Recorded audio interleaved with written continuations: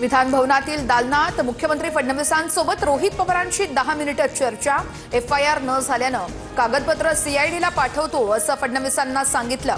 अपघाताबाबतच्या शंका बोलून दाखवल्या। रोहित पवारांची माहिती। अजितदादांना कंट्रोल करता येत नव्हतं, पण काकींना करता येईल हा भ्रम आहे। कुणीतरी नेता काकींच्या खांद्यावर हात ठेवतो, त्यांना ओढतो।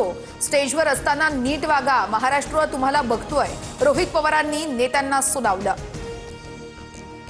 सुनेत्रा पवारांना बोलू न देताच पटेल तटकरेंनी पत्रकार परिषद आटोपली।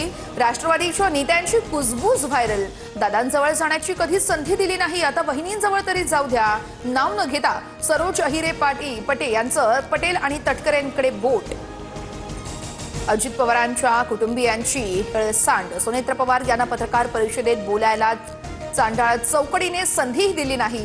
पवारांच्या राष्ट्रवादीचे नेते विकास लवांडेंचा पटेल आणि तटकरेंवर हल्लाबोल।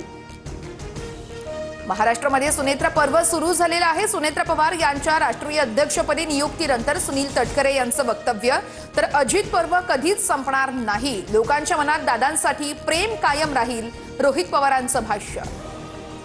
अजित पवारांच्या विमान अपघाताप्रकरणी रोहित पवारांकडून राज ठाकरेंसोबत चर्चा। पोलीस एफआयआर घेईनात, अजितदादांना न्याय मिळवून द्या, रोहित पवारांनी राज ठाकरेंची मदत मागितली। आज जागतिक मराठी भाषा दिन। मुख्यमंत्री आणि उपमुख्यमंत्र्यांच्या उपस्थितीमध्ये विधान भवनामध्ये कार्यक्रम। 90% अधिक आमदारांची मात्र दांडी।